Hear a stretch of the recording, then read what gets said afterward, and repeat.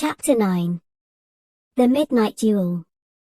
Harry had never believed he would meet a boy he hated more than Dudley, but that was before he met Draco Malfoy. Still, first-year Gryffindors only had lotions with the Slytherins, so they didn't have to put up with Malfoy much. Or at least, they didn't until they spotted a notice pinned up in the Gryffindor common room that made them all groan. Flying lessons would be starting on Thursday, and Gryffindor and Slytherin would be learning together. Typical, said Harry darkly. Just what I always wanted. To make a fool of myself on a broomstick in front of Malfoy. He had been looking forward to learning to fly more than anything else. You don't know that you'll make a fool of yourself, said Ron reasonably. Anyway, I know Malfoy's always going on about how good he is at Quidditch, but I bet that's all talk. Malfoy certainly did talk about flying a lot. He complained loudly about first years never getting on the house Quidditch teams and told long boastful stories that always seemed to end with him narrowly escaping muggles in helicopters. He wasn't the only one though, the way Seamus Finnegan told it, he'd spent most of his childhood zooming around the countryside on his broomstick. Even Ron would tell anyone who'd listen about the time he'd almost hit a hang glider on Charlie's old broom. Everyone from wizarding families talked about Quidditch constantly. Ron had already had a big argument with Dean Thomas, who shared their dormitory, about soccer. Ron couldn't see what was exciting about a game with only one ball where no one was allowed to fly. Harry had caught Ron prodding Dean's poster of West Ham's soccer team, trying to make the players move. Neville had never been on a broomstick in his life, because his grandmother had never let him near one. Privately, Harry felt she'd had good reason, because Neville managed to have an extraordinary number of accidents even with both feet on the ground. Hermione Granger was almost as nervous about flying as Neville was. This was something you couldn't learn by heart out of a book, not that she hadn't tried. At breakfast on Thursday she bored them all stupid with flying tips she'd gotten out of a library book called Quidditch Through the Ages.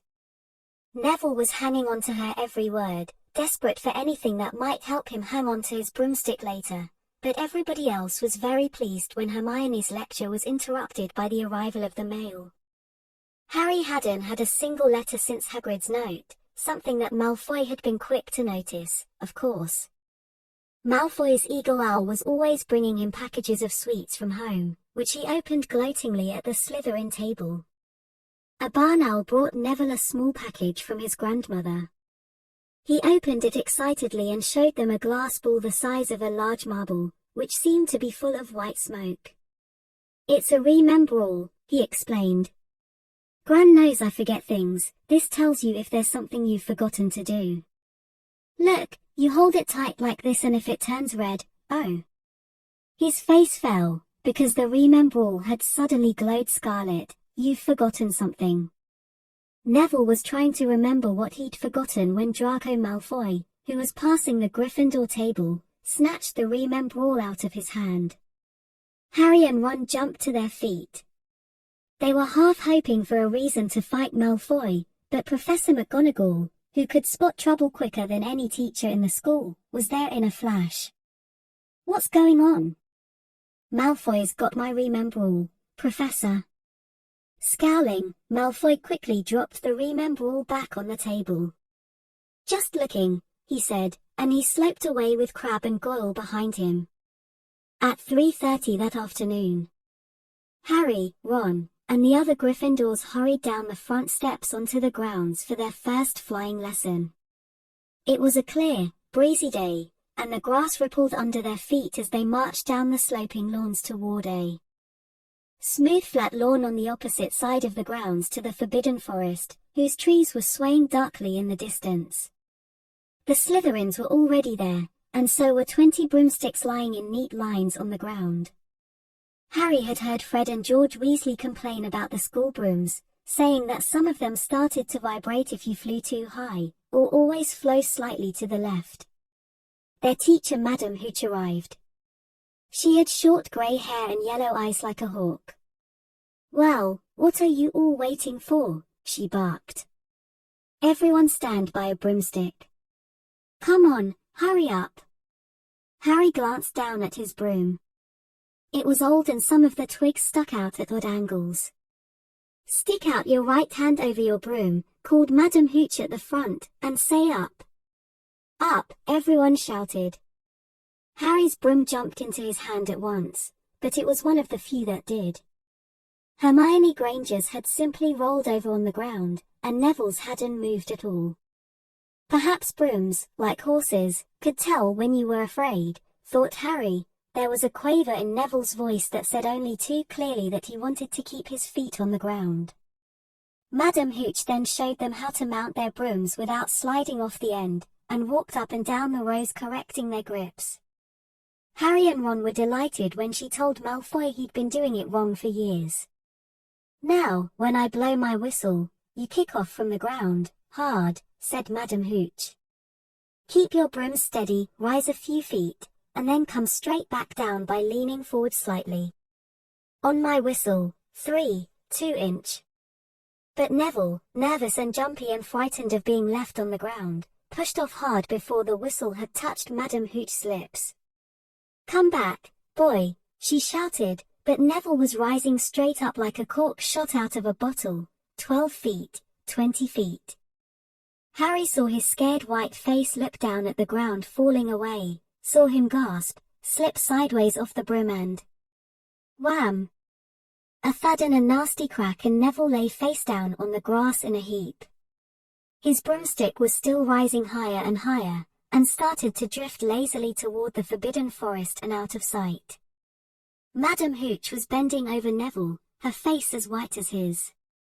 Broken wrist, Harry heard her mutter. Come on, boy. It's all right, up you get. She turned to the rest of the class. None of you is to move while I take this boy to the hospital wing. You leave those brooms where they are or you'll be out of Hogwarts before you can say Quidditch, come on, dear. Neville, his face tear-streaked, clutching his wrist, hobbled off with Madam Hooch, who had her arm around him. No sooner were they out of carshot than Malfoy burst into laughter. Did you see his face, the great lump? The other Slytherins joined in. Shut up, Malfoy, snapped Parvati Potil. Oh, sticking up for Longbottom, said Pansy Parkinson, a hard-faced Slytherin girl. Never thought you'd like that little crybaby's Parvati. Look, said Malfoy, darting forward and snatching something out of the grass. It's that stupid thing Longbottom's gran sent him. The remember all glittered in the sun as he held it up. Give that here, Malfoy, said Harry quietly. Everyone stopped talking to watch. Malfoy smiled nastily. I think I'll leave it somewhere for Longbottom to find. How about, up a tree? Give it here. Harry yelled, but Malfoy had leapt onto his broomstick and taken off. He hadn't been lying, he could fly well. Hovering, level with the topmost branches of an oak, he called. Come and get it, Potter. Harry grabbed his broom. No, shouted Hermione Granger. Madam Hooch told us not to move, you'll get us all into trouble. Harry ignored her. Blood was pounding in his ears. He mounted the broom and kicked hard against the ground and up he soared, air rushed through his hair, and his robes whipped out behind him, and in a rush of fierce joy he realized he'd found something he could do without being taught. This was easy, this was wonderful. He pulled his broomstick up a little to take it even higher, and heard screams and gasps of girls back on the ground and an admiring whoop from Ron. He turned his broomstick sharply to face Malfoy in midair. Malfoy looked stunned. Give it here, Harry called. Or I'll knock you off that broom. Oh yeah, said Malfoy, trying to sneer, but looking worried. Harry knew, somehow, what to do. He leaned forward and grasped the broom tightly in both hands, and it shot toward Malfoy like a javelin. Malfoy only just got out of the way in time. Harry made a sharp about face and held the broom steady. A few people below were clapping. No Crab and Goyle up here to save your neck, Malfoy. Harry called. The same thought seemed to have struck Malfoy. Catch it if you can then, he shouted, and he threw the glass ball high into the air and streaked back toward the ground. Harry saw, as though in slow motion, the ball rise up in the air and then start to fall. He leaned forward and pointed his broom handle down. Next second he was gathering speed in a steep dive, racing the ball. Wind whistled in his ears, mingled with the screams of people watching. He stretched out his hand, a foot from the ground he caught it, just in time to pull his broom straight, and he toppled gently onto the grass with the remember all clutched safely in his fist. Harry Potter! His heart sank faster than he'd just dived. Professor McGonagall was running toward them. He got to his feet, trembling. Never, in all my time at Hogwarts. Professor McGonagall was almost speechless with shock, and her glasses flashed furiously. How dare you? Might have broken your neck. It wasn't his fault, Professor. Be quiet, Miss Pottill. But Malfoy. That's enough, Mr. Weasley. Potter, follow me, now. Harry caught sight of Malfoy, Crabbe, and Goyle's triumphant faces as he left, walking numbly in Professor McGonagall's wake as she strode toward the castle. He was going to be expelled, he just knew it. He wanted to say something to defend himself, but there seemed to be something wrong with his voice. Professor McGonagall was sweeping along without even looking at him. He had to jog to keep up.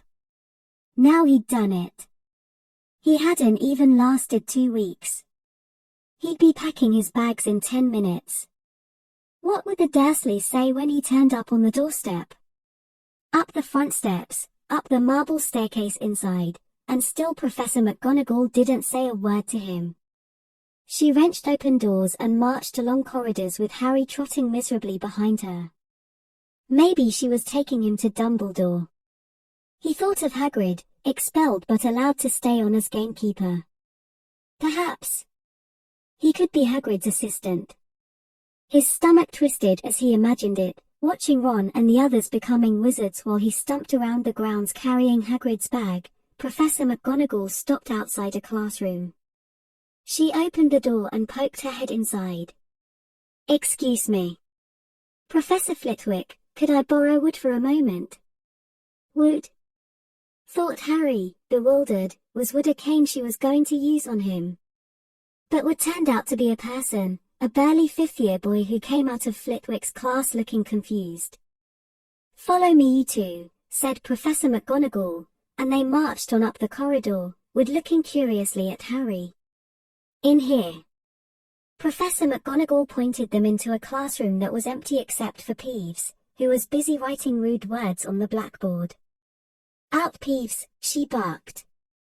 Peeves threw the chalk into a bin which clanged loudly, and he swooped out cursing. Professor McGonagall slammed the door behind him and turned to face the two boys. Potter, this is Oliver Wood. Wood, I've found you a seeker.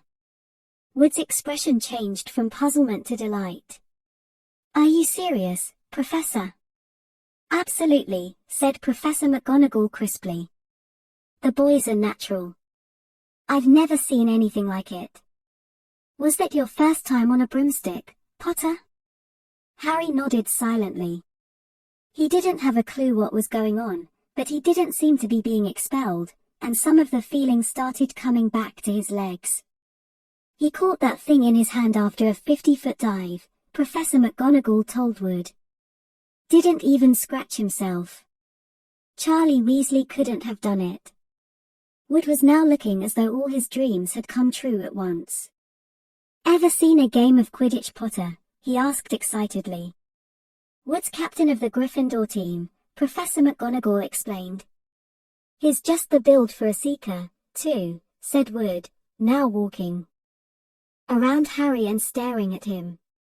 Like, Speedy, we'll have to get him a decent broom, Professor, Nimbus 2000 or a clean sweep 7 I'd say. I shall speak to Professor Dumbledore and see if we can't bend the first-year rule. Heaven knows, we need a better team than last year. Flattened in that last match by Slytherin, I couldn't look Severus Snape in the face for weeks. Professor McGonagall peered sternly over her glasses at Harry. I want to hear you're training hard, Potter, or I may change my mind about punishing you. Then she suddenly smiled. Your father would have been proud, she said. He was an excellent Quidditch player himself. You're joking. It was dinner time. Harry had just finished telling Ron what had happened when he'd left the grounds with Professor McGonagall. Ron had a piece of steak and kidney pie halfway to his mouth, but he'd forgotten all about it. Seeker, he said. But first years never, you must be the youngest house player in about a century, said Harry, shoveling pie into his mouth. He felt particularly hungry after the excitement of the afternoon. Wood told me. Ron was so amazed, so impressed, he just sat and gaped at Harry. I start training next week, said Harry. Only don't tell anyone, Wood wants to keep it a secret. Fred and George Weasley now came into the hall, spotted Harry and hurried over. Well done, said George in a low voice. Wood told us. We're on the team too, beaters. I tell you, we're going to win that Quidditch Cup for sure this year, said Fred. We haven't won since Charlie left, but this year's team is going to be brilliant. You must be good, Harry, Wood was almost skipping when he told us. Anyway, we've got to go. Lee Jordan reckons he's found a new secret passageway out of the school. Bet it's that one behind the statue of Gregory the Smarmy that we found in our first week. See you. Fred and George had hardly disappeared when someone far less welcome turned up, Malfoy, flanked by Crabbe and Goyle. Having a last meal, Potter? When are you getting the train back to the Muggles? You're a lot braver now that you're back on the ground and you've got your little friends with you, said Harry coolly. There was of course nothing at all little about Crabbe and Goyle, but as the high table was full of teachers, neither of them could do more than crack their knuckles and scowl. I'd take you on anytime on my own, said Malfoy. Tonight, if you want. Wizard's duel. Once only, no contact. What's the matter? Never heard of a wizard's duel before, I suppose. Of course he has, said Ron, wheeling around. I'm his second, who's yours? Malfoy looked at Crabbe and Goyle, sizing them up. Crabbe, he said. Midnight all right? We'll meet you in the trophy room, that's always unlocked. When Malfoy had gone, Ron and Harry looked at each other. What is a wizard's duel? Said Harry. And what do you mean, you're my second? Well, a second's there to take over if you die, said Ron casually, getting started at last on his cold pie. Catching the look on Harry's face, he added quickly. But people only die in proper duels, you know, with real wizards. The most you and Malfoy will be able to do is send sparks at each other. Neither of you knows enough magic to do any real damage. I bet he expected you to refuse, anyway. And what if I wave my wand and nothing happens? Throw it away and punch him on the nose, Ron suggested. Excuse me. They both looked up. It was Hermione Granger. Can't a person eat in peace in this place, said Ron. Hermione ignored him and spoke to Harry. I couldn't help overhearing what you and Malfoy were saying. Bet you could. Ron muttered. And you mustn't go wandering around the school at night. Think of the points you'll lose, Gryffindor, if you're caught, and you're bound to be. It's really very selfish of you. And it's really none of your business, said Harry. Goodbye, said Ron. All the same, it wasn't what you'd call the perfect end to the day, Harry thought, as he lay awake much later listening to Dean and Seamus falling asleep. Neville wasn't back from the hospital wing. Ron had spent all evening giving him advice such as if he tries to curse you, you'd better dodge it, because I can't remember how to block them. There was a very good chance they were going to get caught by Filch or Mrs. Norris, and Harry felt he was pushing his luck, breaking another school rule today. On the other hand, Malfoy's sneering face kept looming up out of the darkness. This was his big chance to beat Malfoy face to face. He couldn't miss it. 11:30, Ron muttered at last. We'd better go. They pulled on their bathrobes, picked up their wands, and crept across the tower room, down the spiral staircase, and into the Gryffindor common room. A few embers were still glowing in the fireplace, turning all the armchairs into hunched black shadows. They had almost reached the portrait hole when a voice spoke from the chair nearest them. I can't believe you're going to do this, Harry. A lamp flickered on. It was Hermione Granger, wearing a pink bathrobe and a frown. You, said Ron furiously. Go back to bed. I almost told your brother, Hermione snapped. Percy is a prefect, he'd put a stop to this. Harry couldn't believe anyone could be so interfering. Come on, he said to Ron. He pushed open the portrait of the fat lady and climbed through the hole. Hermione wasn't going to give up that easily. She followed Ron through the portrait hole, hissing at them like an angry goose. Don't you care about Gryffindor? Do you only care about yourselves? I don't want Slytherin to win the House Cup, and you'll lose all the points I got from Professor McGonagall for knowing about switching spells. Go away. All right, but I warned you. You just remember what I said when you're on the train home tomorrow, you're so. But what they were, they didn't find out. Hermione had turned to the portrait of the fat lady to get back inside and found herself facing an empty painting. The fat lady had gone on a nighttime visit and Hermione was locked out of Gryffindor Tower. Now what am I going to do? She asked shrilly. That's your problem, said Ron. We've got to go, we're going to be late. They hadn't even reached the end of the corridor when Hermione caught up with them. I'm coming with you, she said. You are not. Do you think I'm going to stand out here and wait for Filch to catch me? If he finds all three of us, I'll tell him the truth, that I was trying to stop you, and you can back me up. You've got some nerve, said Ron loudly. Shut up, both of you, said Harry sharply. I heard something, it was a sort of snuffling. Mrs. Norris, breathed Ron, squinting through the dark. It wasn't Mrs. Norris. It was Neville. He was curled up on the floor, fast asleep, but jerked suddenly awake as they crept nearer.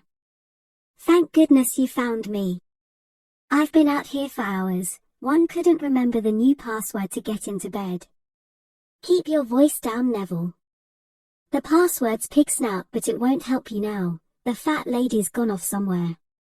How's your arm? Said Harry. Fine, said Neville, showing them. Madame Pomfrey mended it in about a minute. Good, well look Neville, we've got to be somewhere, we'll see you later. Don't leave me, said Neville, scrambling to his feet. I don't want to stay here alone, the bloody Baron's been passed twice already. Ron looked at his watch and then glared furiously at Hermione and Neville. If either of you get us caught, I'll never rest until I've learned that curse of the bogies Quirrell told us about, and used it on you. Hermione opened her mouth, perhaps to tell Ron exactly how to use the curse of the bogies, but Harry hissed at her to be quiet and beckoned them all forward. They flitted along corridors striped with bars of moonlight from the high windows. At every turn, Harry expected to run into Filch or Mrs. Norris, but they were lucky. They sped up a staircase to the third floor and tiptoed toward the trophy room. Malfoy and Crabbe weren't there yet. The crystal trophy cases glimmered where the moonlight caught them. Cups, shields, plates, and statues winked silver and gold in the darkness. They edged along the walls, keeping their eyes on the doors at either end of the room. Harry took out his wand in case Malfoy leapt in and started at once. The minutes crept by. He's late, maybe he's chickened out. Ron whispered. Then a noise in the next room made them jump. Harry had only just raised his wand when they heard someone speak, and it wasn't Malfoy. Sniff around, my sweet, they might be lurking in a corner. It was Filch speaking to Mrs. Norris. Horror struck. Harry, waved madly at the other three to follow him as quickly as possible. They scurried silently toward the door, away from Filch's voice. Neville's robes had barely whipped round the corner when they heard Filch enter the trophy room. "They're in here somewhere," they heard him mutter, "probably hiding." "This way." Harry mouthed to the others and, petrified, they began to creep down a long gallery full of suits of armor. They could hear Filch getting nearer. Neville suddenly let out a frightened squeak and broke into a run. He tripped, grabbed Ron around the waist, and the pair of them toppled right into a suit of armor. The dongaying and crashing were enough to wake the whole castle. "Run!"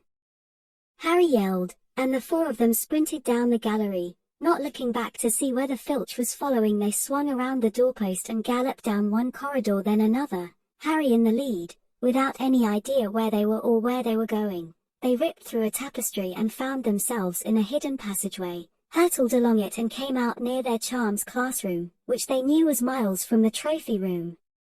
"I think we've lost him," Harry panted, leaning against the cold wall and wiping his forehead. Neville was bent double, wheezing and spluttering. "I told you," Hermione gasped, clutching at the stitch in her chest. "I told you." "We've got to get back to Gryffindor Tower," said Ron, quickly as possible. "Malfoy tricked you," Hermione said to Harry. "You realize that, don't you? He was never going to meet you. Filch knew someone was going to be in the trophy room. Malfoy must have tipped him off." Harry thought she was probably right, but he wasn't going to tell her that. "Let's go." It wasn't going to be that simple. They hadn't gone more than a dozen paces when a doorknob rattled and something came shooting out of a classroom in front of them. It was Peeves. He caught sight of them and gave a squeal of delight. "Shut up, Peeves. Please, you'll get us thrown out." Peeves cackled. "Wandering around at midnight, ickle first ice. Tut, tut, tut. Naughty, naughty, you'll get caughty. Not if you don't give us away, Peeves, please." "Should tell Filch I should," said Peeves in a saintly voice, but his eyes glittered wickedly. "It's for your own good, you know." "Get out of the way," snapped Ron, taking a swipe at Peeves. This was a big mistake. "Students out of bed!" Peeves bellowed, students out of bed down the charms corridor. Ducking under Peeves, they ran for their lives, right to the end of the corridor where they slammed into a door, and it was locked. "This is it," Ron moaned, as they pushed helplessly at the door. "We're done for. This is the end." They could hear footsteps, Filch running as fast as he could toward Peeves' shouts. "Oh, move over," Hermione snarled. She grabbed Harry's wand, rapped the lock, and whispered, "Alohomora." The lock clicked and the door swung open. They piled through it, shut it quickly, and pressed their ears against it, listening. "Which way did they go, Peeves?" Filch was saying. "Quick, tell me. Say please." "Don't mess with me, Peeves. Now where did they go?" "Shan't say nothing if you don't say please," said Peeves in his annoying sing-song voice. "All right, please." "Nothing." "Ha ha. Told you I wouldn't say nothing if you didn't say please." "Ha ha. Ha." And they heard the sound of Peeves whooshing away and Filch cursing in rage. "He thinks this door is locked," Harry whispered. "I think we'll be okay. Get off, Neville."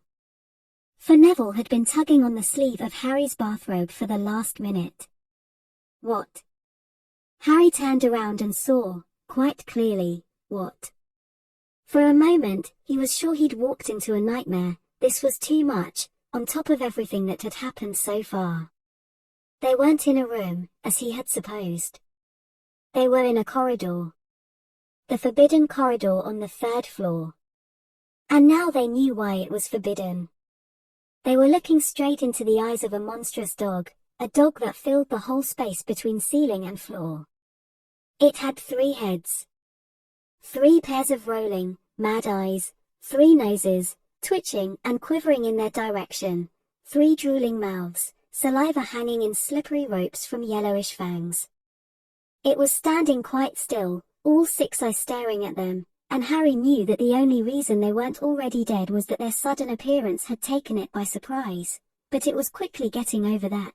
There was no mistaking what those thunderous growls meant. Harry groped for the doorknob. Between Filch and death, he'd take Filch. They fell backward, Harry slammed the door shut, and they ran. They almost flew back down the corridor. Filch must have hurried off to look for them somewhere else, because they didn't see him anywhere, but they hardly cared. All they wanted to do was put as much space as possible between them and that monster. They didn't stop running until they reached the portrait of the fat lady on the 7th floor. "Where on earth have you all been?" she asked, looking at their bathrobes hanging off their shoulders and their flushed, sweaty faces. "Never mind that, pig snout," panted Harry, and the portrait swung forward. They scrambled into the common room and collapsed, trembling, into armchairs. It was a while before any of them said anything. Neville, indeed, looked as if he'd never speak again. "What do they think they're doing, keeping a thing like that locked up in a school?" said Ron finally. "If any dog needs exercise, that one does." Hermione had got both her breath and her bad temper back again. "You don't use your eyes, any of you, do you?" she snapped. "Didn't you see what it was standing on?" "The floor?" Harry suggested. "I wasn't looking at its feet, I was too busy with its heads." "No, not the floor. It was standing on a trapdoor. It's obviously guarding something." She stood up, glaring at them. "I hope you're pleased with yourselves. We could all have been killed or worse, expelled. Now, if you don't mind, I'm going to bed." Ron stared after her, his mouth open. "No, we don't mind," he said. "You'd think we dragged her along, wouldn't you?" But Hermione had given Harry something else to think about as he climbed back into bed. The dog was guarding something. What had Hagrid said? Gringotts was the safest place in the world for something you wanted to hide, except perhaps Hogwarts. It looked as though Harry had found out where the grubby little package from Vault 713 was.